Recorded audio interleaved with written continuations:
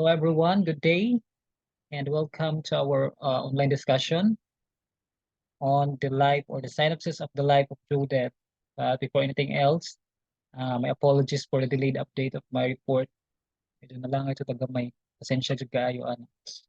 Okay, so in this video, I will be discussing the significant happenings or events happened the time or during the time and the life of Judith.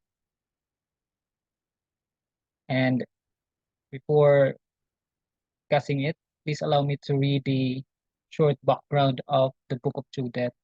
So the Book of Judith is the apocryphal story of a Jewish widow who murders an Assyrian general to save her town from invasion. When Holofernes sieges the city of Bethlehem, Judith seduces the general and murders him in his sleep. Assassination gives the Israelites the advantage they need to defeat the Assyrian. Also, the Book of Judith is a deuterocanonical book included in the Septuagint and the Catholic and Eastern Orthodox Christian Old Testament of the Bible, but excluded from the Hebrew canon and assigned by Protestants to the Apocrypha. So, unsa po ning Apocrypha? So, Apocrypha means biblical or related writings not forming part of the accepted canon of Scripture. So, mo din story ni Judith, if I'm not mistaken, dili ko na to makita sa Hebrew nga Bible kay gi-transfer ni o gi-assign sa mga Protestants into the Apocrypha rather. So another definition is that Apocrypha means writings or reports not considered genuine. So mo na siya nga murag kaingon ko tag still gina tawag na ginadebatihan pa especially ang resources ani nga story sa Book of Judith. So let's start with the discussion of her life. So who was Judith? Judith was one of the saints that we read about in the Apocrypha. So kinaingon pa nako nga kay wala man or excluded man ang book or story Judith sa Hebrew canon, siya sa Apocrypha. She was a widow who lived during the time after the children of Judah had returned from the captivity. So, saday ko na siya kabalo and nibalik sila during the time after captivity. Kaya nganong ipanako mo sila. The land of Judah was surrounded by enemies. Then they were caught between warring great nations, and their land was a passageway between Egypt and Mesopotamia. So of course, because of the topographical location, na passageway sila between Egypt and Mesopotamia. So dili jud kalikayan nga maamong sila or maapil sila sa war of the great nations. Kay as we all know, during the time or during the ancient time, ang talamak man jud na it's very rampant is the warring of great nations. Kay nga naman magkuan man sila, mag kompetensya man sila kinsay mas maayon ni o kinsay mas powerful nila. Kay the more nga mas dako sila masakop or once ang nation is daghan siya og sakop or territory is the more nga mahimo siyang powerful. So during the reign of the Medes and Persians and of the Greeks, there were constant threats against Judea as their other much more powerful nations strove to gain control over the entire region. So sa maningan pa nako nga the more nga ang powerful nga the more nga mas dako mas daghan ang masakop sa ana nga nation is the more nga mahimo siyang powerful. Of course, to control the entire region.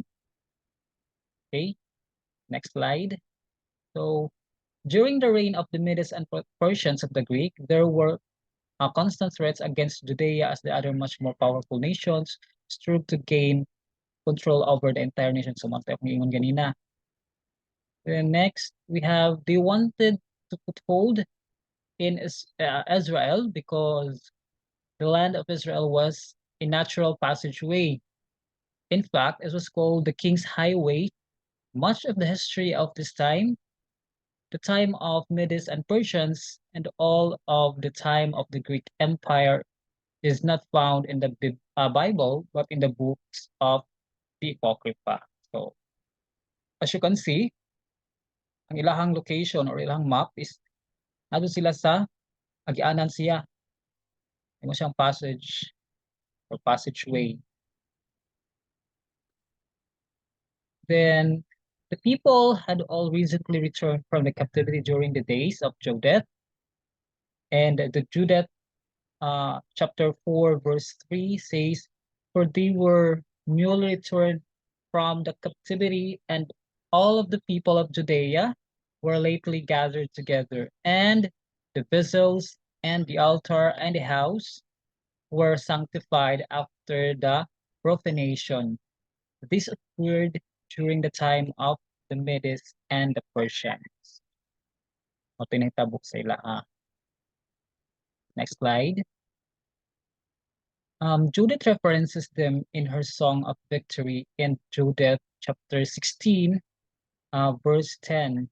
Judith thinks that the Persians quaked at her boldness, and the Medes were daunted at her hardiness. According to the Book of Judith, after Nebuchadnezzar, the Assyrian king, defeated Arphaxad, the king of Medes, he decided that he should be worshipped like a god. So mo ni ang mindset ni Nebuchadnezzar na pagpapili niya ang once nga napili na niya si King Arphaxad, um yang naka-decide siya nga timbahon or dapat simbahon siya sa mga tao like God. He was angry at the nations that did not join him in his fight against King Arphaxad, and he decided to push or to punish all of them. So yung ani ni siya ka may natog tawag ani savage or salbahi or kaisog. He decided to destroy all of the people but had not obeyed him. He sent his general Holofernes to go before him and take the coast of all their nations. So mo to'y gi-order niya nga i-destroy ang mga tao or pamatyon ang mga tao nga dili mo obey sa iyaha, and of course panguhaon pud ang mga kita sa mga nations. So ang iyahang general is si Holofernes. He was ordered to not let his eye spear and to spoil and slaughter them. So malagi gipamatay na nila. Then when Nebuchadnezzar came later, he would kill and capture everyone. Nebuchadnezzar was not Nebuchadnezzar. Nebuchadnezzar was king of Babylon. So mo ni kalahian nila. Mo po na akong pagtuupod nga si Nebuchadnezzar is the king of Babylon. Pero dili ay si Nebuchadnezzar ang king sa Babylon, not Assyria. Okay, and he had lived a long time ago before Nebuchadnezzar. Nebuchadnezzar was the king that had led Judah into captivity. Nebuchadnezzar came to destroy them after they had returned from captivity. So matoy mapanghitabo og ang explanation nga si Nebuchadnezzar is lahi siya ni Nebuchadnezzar.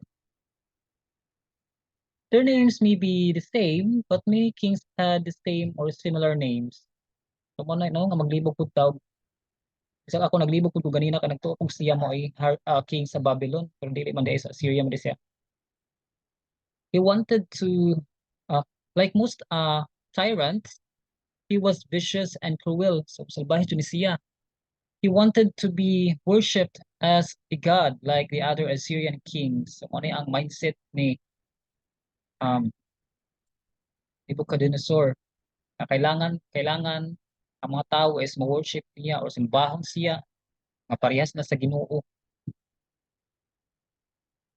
Then Holofernes gathered a very great army, 120,000 men and 12,000 archers on horseback. Many of the other nations also joined with them.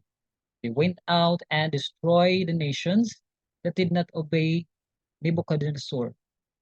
One by one, mga to ilahang ipangbuhat nga ilahang gi-destroy ang mga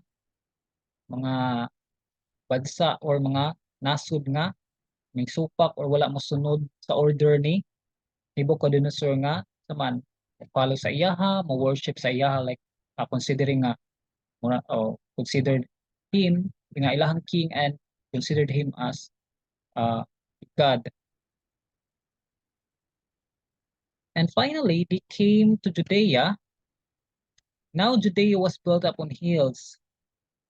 The cities were on the top of hills and mountains, and you couldn't just walk or march into Judea.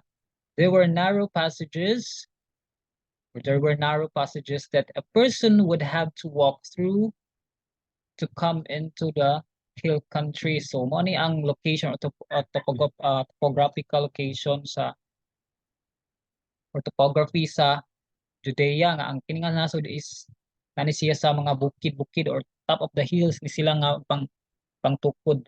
Medyo malisod ang mga dalan pagpadulong sa mga nasod. When the people of Judea and in Jerusalem heard what had happened to other countries and knew that Holofernes was heeded to them, they were very afraid. They were newly come out of captivity, and the vessels and altar were sanctified. So they sent all of the coast and went into the tops of the mountains and fortified the villages them. So nanghadlok na sila nga ba buhay pa gani silang namalikikas pagkadakop nila nanapoy katong nahibawan nila nga nanapod atong silang Holofernes nga um nagsugod na sad sa ilang pagpanakop o mataw na pagpanakop to make the other nation obey or magpasakop sa kingdom ni King Nebuchadnezzar. They laid up food and water.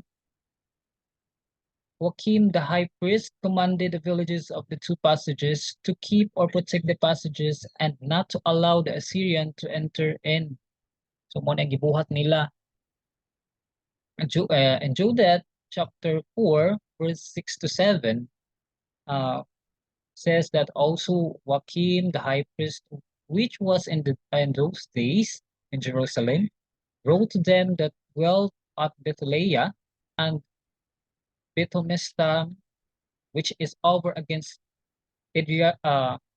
Esdraelon, toward the open country, near to Dothan, charging them to keep the passages of the hill country. Lahat itong ibantayan ang mga agianan. Near to Dothan, charging them to keep passages of the hill country. For by then there was an entrance into Judea, and it was easy to stop them that would come up, because the passage was straight for 2 men, and most anak siya nga na ang agianan ka medyo tigot. Then this is how Judith became involved. Judith lived in Bethlehem, and Judith was one of the tribe of Simeon and had been the wife of a very wealthy man who had died from the sunstroke or stroke naman noon. Sunstroke while overseeing the harvest. So, muli cause sa death sa iyang husband. So, muli nahimo siyang widow si Judith. He left everything to his wife. She lived in a state of mourning and widowhood. Though she was a young and beautiful woman, Judith fasted every day except the Sabbaths, new moons, and holidays, and the eves of the same. She was also very wise, and she feared the Lord. So yung ani ang characteristic ni Judith. Kanang tawag ani? I'm sorry.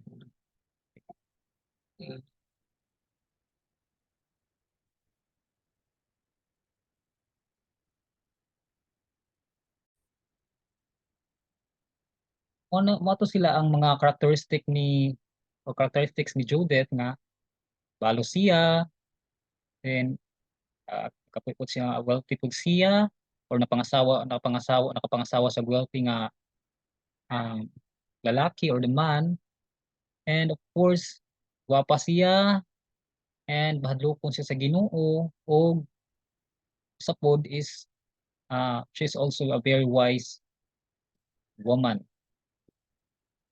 Okay, so the army of Assyria pitched at the passage of Bethlehem.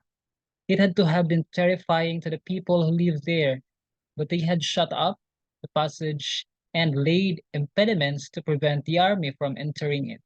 So mo gibuhat na sa mga tawo nga nagpuyo sa Judea. Ilahang gibabagan ang mga army sa Assyria or Assyrian army nga manulod pinaagi adto nga mga passageway, passage pagyanan. All of them of Bethlehem took up weapons of war and kindled fires and watched in the watchtower all night. So, mo ni gibuhat gigwardyahan jud pag-ayo sa mga tawo or mga laki nga nagapuyo sa Bethlehem ang ilahang um ni ilang lugar. Dito ang uban kay dito sila sa tower, ilahang pang pang pang tanaw or i-monitor nila sa tabo dito sa ubos. Manang ga-prepare pud sila og weapon para in case sa mga invaders. Okay, mga Assyrians. They told him that he should stop to trim the streams and waters that went into the mountain, and the people would have no water and would have to give in eventually because of thirst. And that is what almost happened. Eventually, the people of Bethlehem ran out of water. They began to faint for thirst and lost courage. So, mao man to hitabo nga. Di ba dito naman sila sa hill. So, because of the instance, naabot sa panahon or naabot sa point nga nahutdan sila og supply sa tubig. So, mao to sila nga nagkaanap pud sila og gibaati po sila kauhaw og nawad-an sila og nawalan sila og pag-asa or nawalan sila og courage nga to fight or to hide sa mga from the Syrian armies.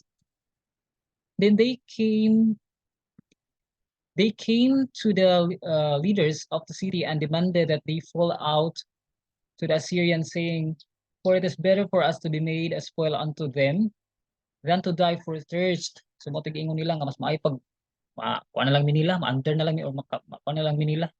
Padakop na lang mi kaysa naman mamatay mi sa kauhaw to sa hill.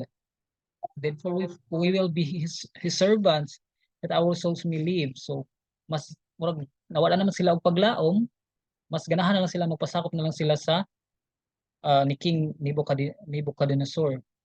Kay tungod lagi nga mamatay ra kuno sila sa kauhaw, mas maayo pa kung nagmahimo na lang silang servant kaysa sa mamatay sila sa kauhaw and not see the death of our infants before our eyes, nor our wives, nor our children to die. The people were crying and were in so much despair that Hosea, the governor, agreed that if the Lord did not help them in 5 days, that they would open up to the Assyrians. So moto ilahang buhat nga or plano nga kung ang Ginoo daw dili mo tabang sa ilaha within 5 days, so moto ilahan na lang ablihan ang mga Assyrians nga naa sa gawas ng atang sa ilahang passage. Kutungod man ngay wala man sila tubig mainom or wala na sila tubig makaon. So dili daw naka-decide sila nga dili sila magpasakop o magpasakop na lang sila under sa mga Assyrian instead or rather than um, magpakamatay sila sa kauhaw or kagutom. Okay, so next slide. Judith heard what had happened and what he promised. She called for the elders of the city and gave them perfect counsel. So pagkadungog daw ni Judith adto, may tabo, yang gitawag ang mga elders and saman gipayuhan niya or gi tawag ani yang yatagan og mga panghuna-huna. Let us read Judith chapter 11 to 25. Osias and the elders told Judith that they all knew she was wise and she was right, but that they had made a vow to the people and would not change it. Then Judith told him, "Ye shall stand this night in the gate, and I will go forth with my waiting woman, and within the days that ye have promised to deliver the city to our enemies, the Lord will visit Israel by hand." So moto'y promise ni um, Judith since kay kumakunay saad na or na may kanang um, vow sa mga elders sa ilahang mga tao nga di jud ko nila pwede supa kung na to ilang nakasabutan na. So mo tay giingon ni Judith na lang nga stand this night in the gate and I will go forth moadto kuno siya sa together with the kanang iyahang assistant din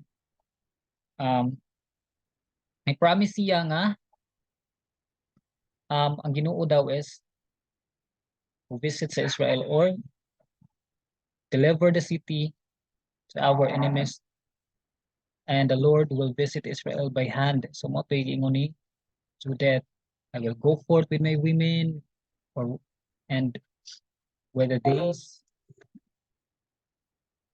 pensya na kay ni Juni sa maning laptopang murag ni paano pag sakit ani niya.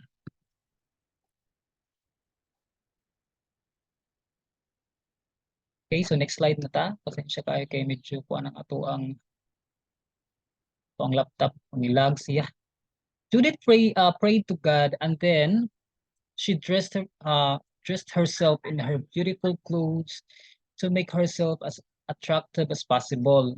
Pagwapas siya after niya ni pray after niya magampos Ginoo na pagwapa og taman-taman si Judith. So sa kay plano ani so mo na siya exciting part. She brought her maid for her carrying her necessary food. They opened the gate, and these two young women walked alone into the camp of the great army of the Assyrians. So nangadto sila sa mga kampo sa mga Assyrian armies. So the warriors wondered at what this could mean. Two young women walking alone in their camp. So natingala na ang mga army or Assyrian armies kinsa man yung mga tawhanan nga naamis mo ang naamis kampo lakaw ni lakulako sa kampo.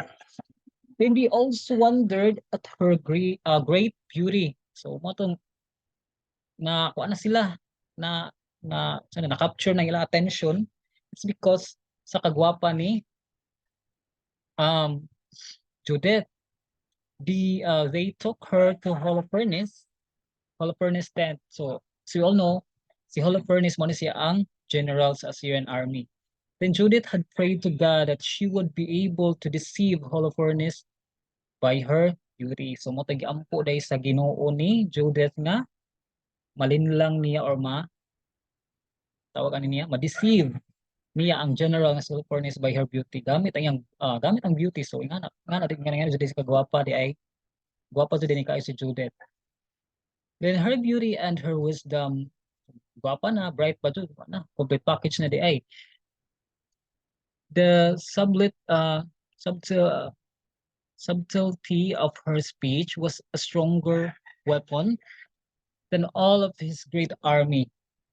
So, say ingon di ay,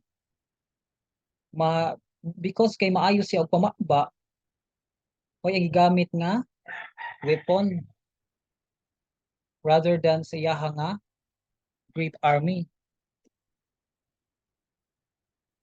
She told him that she had left the city because she knew that Judea was about to sin against God. So nga gisulti ni Judith, sala daw ang nation mong ni nga Judea mao day nibiyaan niya o nibiya siya kasala sa Ginoo and eat the devoted things.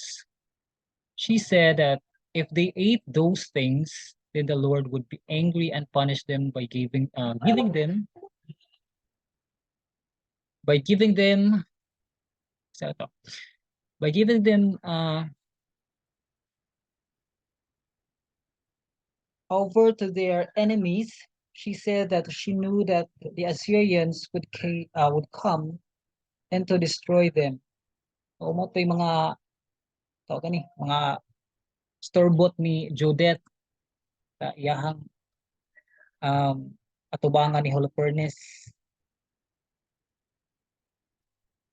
Next slide. So she flattered Holofernes, telling him that everyone knew of his wisdom and policy and excellencies, and that King Nebuchadnezzar would rule all of the earth through him.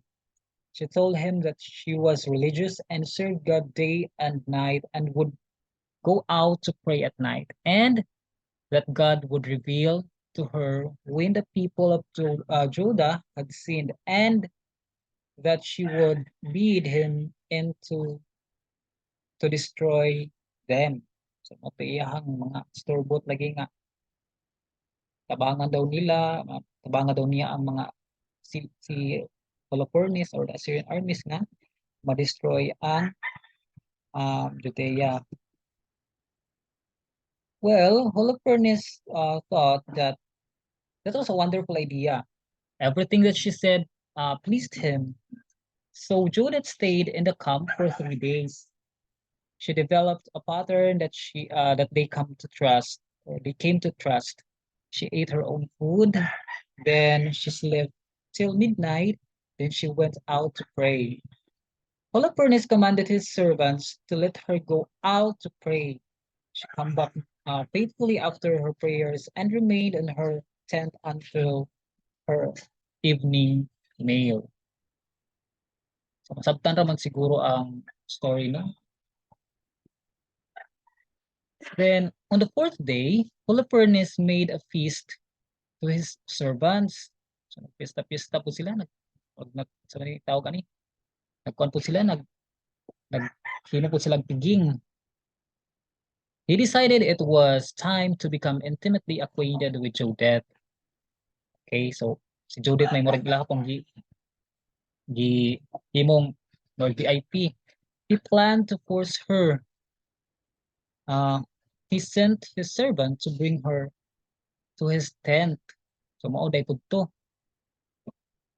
Ipugos na niya si Judith nga udong sa iyahang tent. Ang pagsugo sa iyang servant. And Judith readily agreed to come. She made herself beautiful and sat near Holofernes. So maputo gibuhat ni Judith nga iya pong ni-agree po siya sa request ni Holofernes to gain, of course, his trust. Mamatoy ka ng pinaka goal ni Judith nga mag-gain ang trust sa Assyrian army, especially the general Holofernes. Tungod siyang plano. They ate and drank together. Judith ate what her maid had brought her, and Holofernes, who was filled with lust, drank more wine that night than he had ever done in his entire life. So naghubog ni siya tungod kay sa iyahang pagkagusto ni Judith.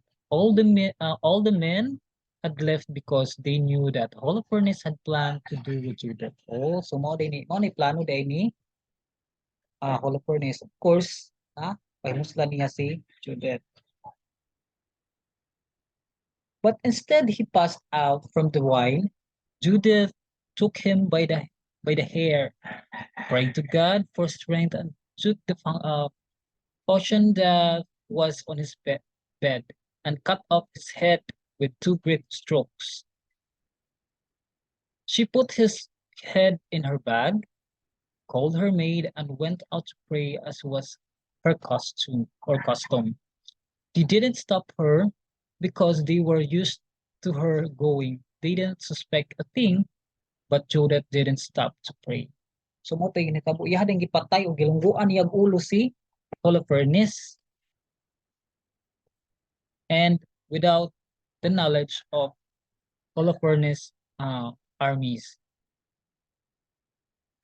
She returned to the passage of Bithynia and called for them to open the gate. The men of Bithynia were surprised to see her. She showed them Holofernes' head and praised the Lord. She told them that when the sun rose, to hang his head on the highest point of the wall, and for the men of war to take their weapons and act as laglag dito ang akong laptop. She told them that when the sun rose, to hang his head on the highest point of the wall, and for the men of war to take their weapons and act as if they are going to the battle against them. So mo instruction ni uh, Judith sa iyang mga tao after niya patay si Holofernes. In the morning, Holofernes' servant went to wake him, knocking at the door carefully because he thought Judith was there. When there was no answer, he went in and found Holofernes on the floor dead without a head. She cried, "These slaves have dealt uh, treacherously. One woman of the Hebrews hath brought shame upon the house of King Nebuchadnezzar. For behold, Holofernes lay upon the ground without a head." When the men of the army heard that, they became so afraid that they all started to run away. The men of Judah rushed out on them. They sent to tell the Israelites in the coastal cities what had happened, and they also fought against them and made a great slaughter. Sa moto, pagkamatay o paghibaw sa army ni Holofernes nga napatay siya, tayo na pud kaayo nga misulong na pud ang mga katawhan sa Judea, of course, together with the Israelites. Dito na hitabo ang great slaughter, ang daghan na ipang patay. So the land of Judah was saved by the hands of very brave and very wise woman. Judith was full of virtues of wisdom. She feared God first. The fear of the Lord is the beginning of wisdom. She gave excellent counsel. Counsel is advice, a policy or plan of action and behavior.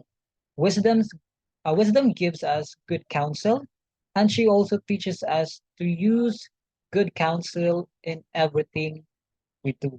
So mo na yung message ni Judith. She deceived Holofernes by her subtlety, making herself as desirable as possible, weakened him. Using flattery and honoring him with her words made him feel good and confident of what she told him. Eh, sa may nagkumana na mag-end. Tayo nag-laptop. My God, my God, my God.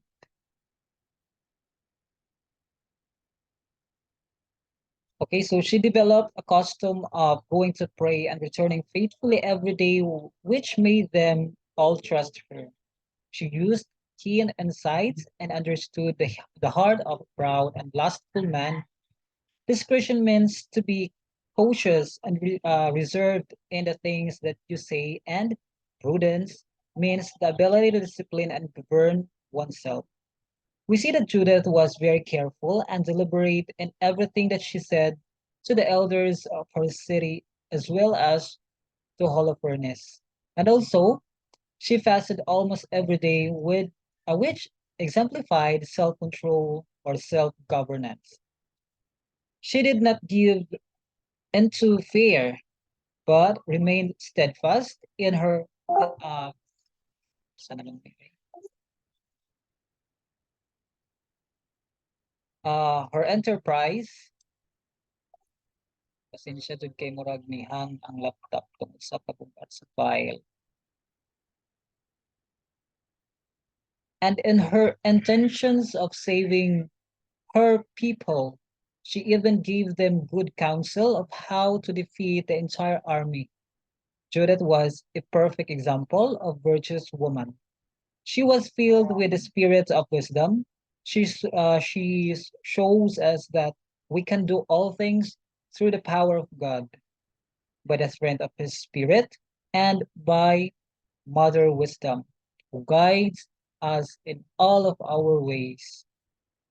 So mo na pinaka-unod or significant nga aspect nga gi-instill ni Judith for for each of us sa atong adlaw-adlaw nga pagkinabuhi.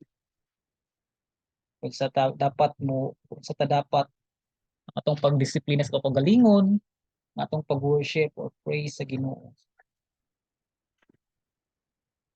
That would be all, and thank you for watching. And again, apologies for the inconvenience. Kay medyo nilag jud ang laptop, so mao ni akong struggle nganong medyo nadugay jud ko og submit sa ako ang report. I'm really sorry guys, and I hope na masabtan ra po ninyo. Anyway, na po ni sa file nato, if I'm not mistaken. So basa-basa lang po ta ginagmay kay medyo um napurnada jud ato ang tawag ani, napurnada ang ato ang presentation karon. So that would be all. Thank you for watching and stay safe, everyone. God bless.